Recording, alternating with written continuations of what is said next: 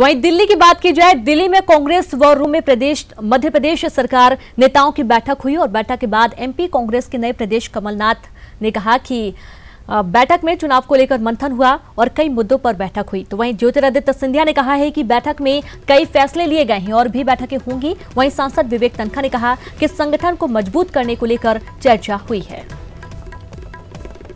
बातचीत हुई है, कैसे आगे का ढांचा बनाना है, चुनाव की रणनीति पर मीटिंग हुई है और फिर से हम मीटिंग करेंगे। लगातार ये मीटिंग चलती रहेगी। सर, प्रदेश अध्यक्ष होने के बाद कल आप भोपाल जा रहे हैं, कल परसों भोपाल जाएंगे, तो इस पे क्या होगा और कैसे कार्यकारिणी बनेगी, इस पर भी कोई चर्चा? इस पर चर्चा हुई है, अभी कुछ तय नहीं है, बात करेंगे। स्ट्रेटेजी तो बन रही है। सर, क्या एक नई टीम का भी एक नए जोश के साथ एक नए बहुत सारी समितियां बनाएंगे। हाँ, बहुत सारी समितियों की चर्चा हुई है। पूरे दृष्टिकोण से हम लोग ने चर्चा की मध्य प्रदेश के बारे में, क्या आगे का रास्ता होना चाहिए, किस तरीके से हम लोग कार्य करना चाहिए, और अनेक कदमों पर हम लोगों का निर्णय हुआ है और इसी के आधार पर रेगुलर मीटिंग होगी और इस अभियान को हम आगे ले जाएंगे। तो मीटिंग मंथन होता है और पार्टी को स्ट्रेंथन करने के लिए सब मीटिंग्स होती हैं। सब लोग ने अपने अपने विचार रखते हैं और this is how party get strengthen. Delhi में जन आक्रोश रैली कर राहुल गांधी कर्नाटक, एमपी, छत्तीसगढ़ और राजस्थान को जीतने के सपने देख रहे हैं। तो कर्नाटक में अमित शाह जीत की सुनामी का दावा कर रहे हैं, यानी 2019 के लिए तैयारी दोनों ओर से हो रही है।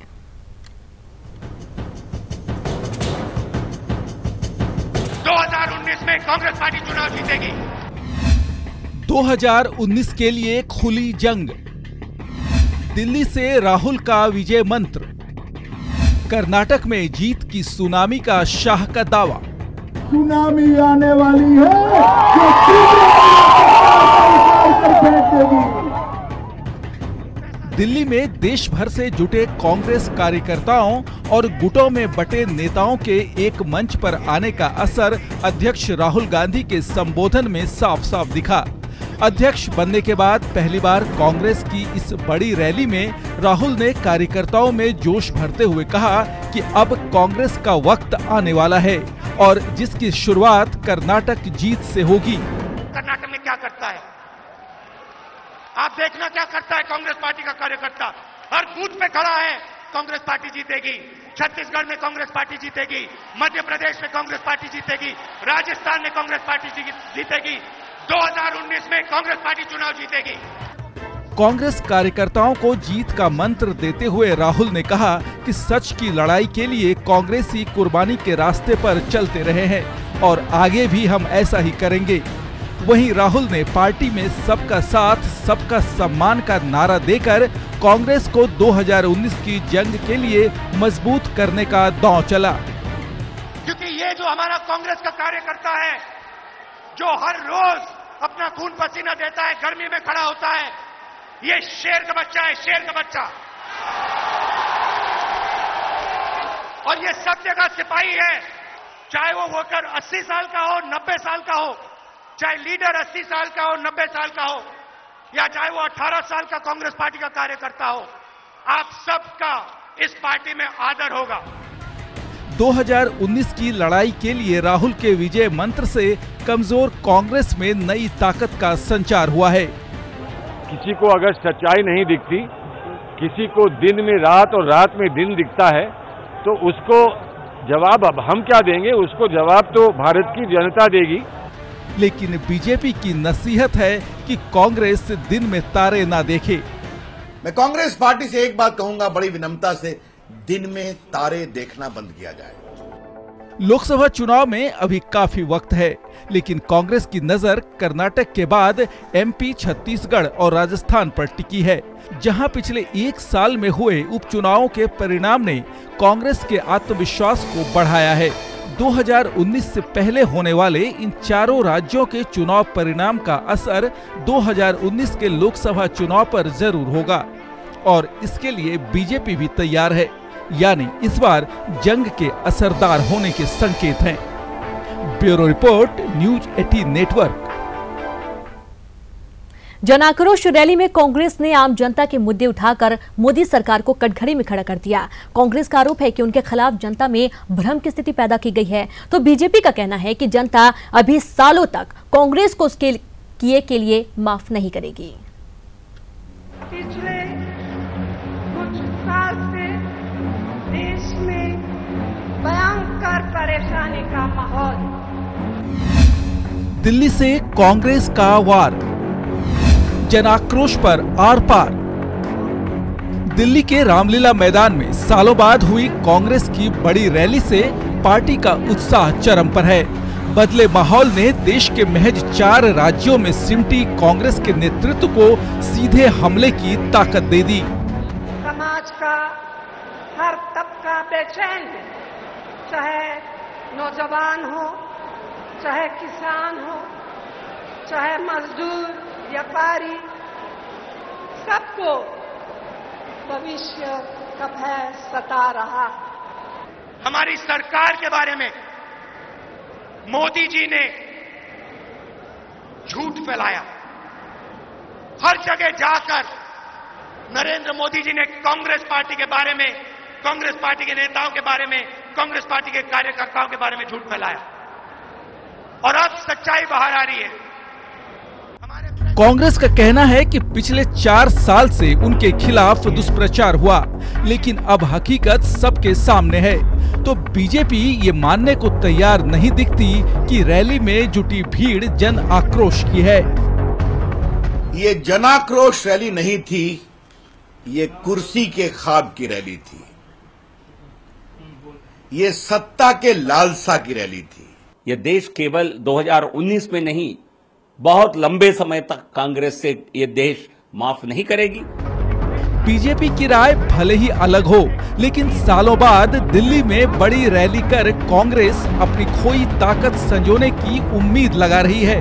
और रैली में जुटे कांग्रेस के नेताओं ने भी युवा, किसान और छोटे कारोबारियों के मुद्दे को उछालकर संकेत तो दे ही दिए हैं कि आगे की सियासी लड़ाई कठिन होने वाली है। Bureau report, news 18 network. PM Modi ने 43वीं बार मन की बात की। देशवासियों को रेडियो के जरिए संबोधित करते हुए पीएम ने छात्रों के लिए समर इंटर्नशिप का तोहफे का ऐलान किया है, तो देश को फिट रहने का मंत्र भी दिया।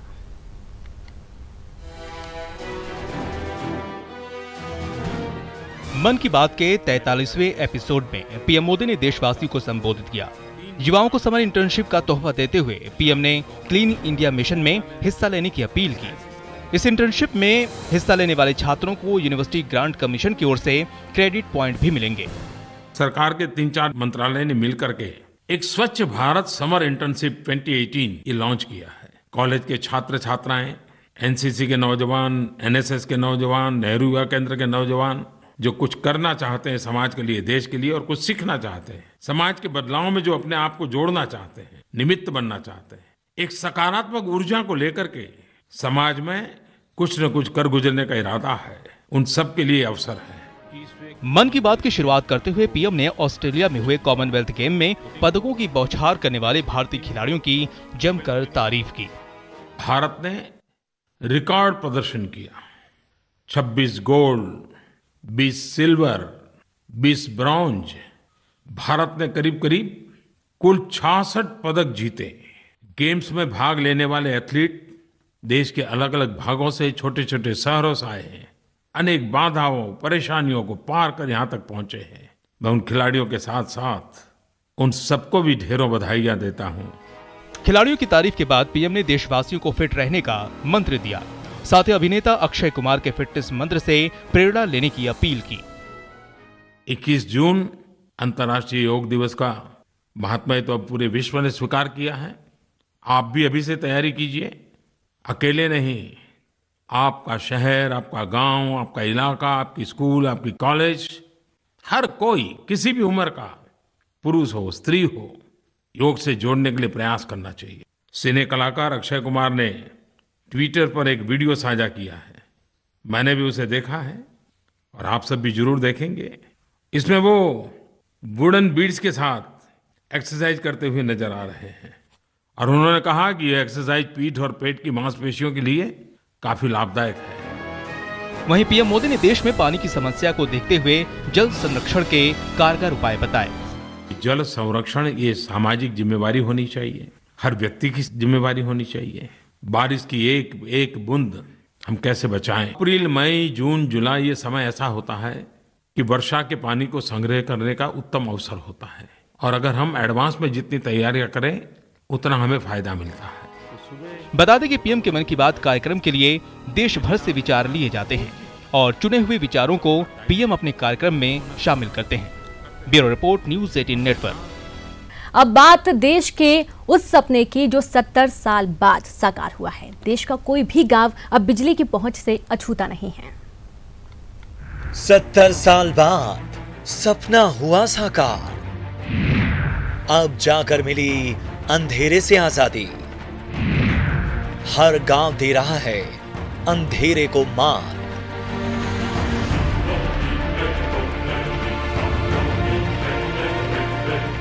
जी हां, अब हर गांव रोशन हो चुका है। देश के आखिरी गांव तक बिजली पहुंच चुकी है। अब मुल्क का कोई भी कोना अंधेरे के चंगुल में नहीं। यकीनन ये किसी सपने जैसा है, लेकिन अब ये साकार हो चुका है और इसके पीछे है पीएम का वादा, जो अब पूरा हो चुका है। चलिए सबसे पहले हम आपको पीएम का वादा दिखाते हैं। 125 करोड़ देशवासियों की टीम इंडिया का संकल्प है इन 18,500 गांवों में 1000 दिन के अंदर बिजली का खंभा, बिजली का तार और बिजली पहुंचे, ये काम पूरा करके दिया जाए। अब इस वादे को पूरा करने का दावा भी देख लीजिए। मणिपुर के लिसांग गांव जैसे पूरे भारत के हजारों गांवों को संचालित और सशक्त बनाया गया है। पीएम मोदी ने एक के बाद एक 3 ट्वीट किए, जिसके जरिए उन्होंने 28 अप्रैल 2018 के दिन को ऐतिहासिक करार दिया। साथ ही इस सपने को साकार बनाने वाले सभी लोगों को धन्यवाद भी दिया। मैं सशक्त भारत को हकीकत बनाने की दिशा में जमीन पर कार्य करने वाले सभी लोगों के प्रयासों को सलाम करता हूं, जिसमें अधिकारियों की टीम, तकनीकी कर्मी और अन्य लोग शामिल हैं। उनका ये प्रयास आने वाले वर्षों में हमारी पीढ़ियों को बहुत फायदा पहुंचाएगा। पीएम मोदी ने यह काम पूरा करने के लिए 1000 दिन का समय दिया था, जो 10 मई को पूरा होता, लेकिन 12 दिन पहले ही इसे हासिल कर लिया गया। केंद्र सरकार के आंकड़ों के मुताबिक देश के सभी 5,97,464 गांवों में अब बिजली पहुंच चुकी है। केंद्र सरकार इसे अपनी सफलता मानती है, तो कांग्रेस पार्टी अपनी। तार कंधे पर लेकर करके लोग पहाड़ों पर चढ़े हैं।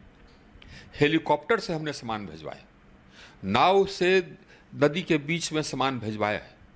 ये भीषण बिहर नदियों के बीच से पार कराया। राजीव गांधी ग्रामीण विद्युतीकरण योजना कांग्रेस ने शुरू की, कुछ बचे थे गांव जहां तक ये पहुंच रहे हैं। एक तरफ श्रेय की राजनीति हो रही है, तो दूसरी तरफ कई जिम्मेदारियां बढ़ी हैं। अभी हर घर तक बिजली पहुंचानी है, जिसमें कई परेशानियों से दो चार होना पड़ेगा।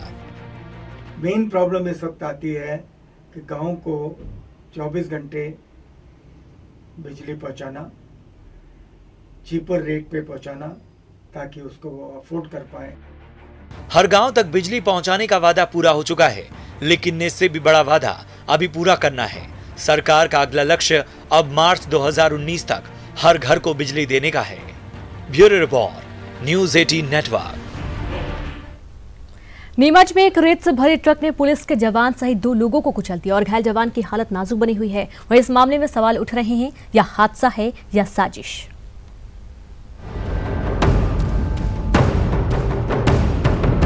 हादसा या साजिश। रेत से भरे ट्रक ने पुलिस जवान को कुचला, पुलिस कर्मी की हालत नाजुक, मामले की जांच में जुटी पुलिस। प्रदेश में रेत माफिया का आतंक है। नीमच के सरवानिया में तेज रफ्तार ट्रक ने पुलिस के जवान और 2 लोगों को कुचल दिया। हादसे में घायल जवान की हालत नाजुक बनी हुई है। डॉक्टरों ने गंभीर हालत को देखते हुए उदयपुर रेफर कर दिया है। स्थानीय लोगों का कहना है कि नीमच से बड़ी मात्रा में रेत का अवैध परिवहन किया जाता है और उसे राजस्थान भेजा जाता है। जिला प्रशासन सब कुछ जानता है, उसके बावजूद वो कोई कार्रवाई नहीं करता।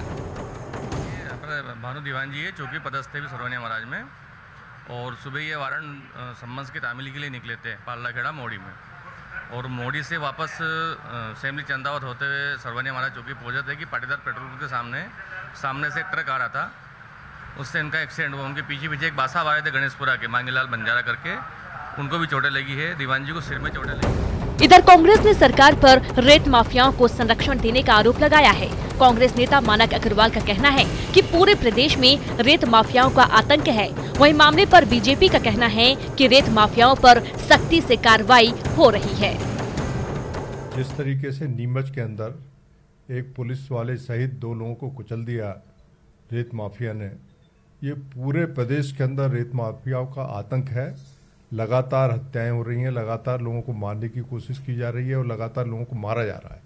इसके बाद भी सरकार पूरी तरह से उनको संरक्षण दिए हुए है। हमारी व्यवस्था के तमाम, चाहे वो इसमें खनिज में काम करने वाले इंस्पेक्टर हों, चाहे वो पुलिस अधिकारीगण हों, चाहे राजस्व विभाग के अधिकारी कर्मचारीगण हों, सख्ती से कार्रवाई कर रहे हैं, काम कर रहे हैं। और इनके साथ में किसी भी प्रकार का अगर दुर्व्यवहार होता है या इनको किसी प्रकार से परेशान करने की कोशिश होती है तो पूरी व्यवस्था ऐसे लोगों को कुचलने का काम करे। जिस ट्रक ने पुलिस के जवान को कुचला है, उस ट्रक को पुलिस ने पकड़ लिया है और ड्राइवर को गिरफ्तार कर लिया गया है। पुलिस मामले की जांच में जुटी है। उधर पुलिस आरक्षक की हालत नाजुक बनी हुई है।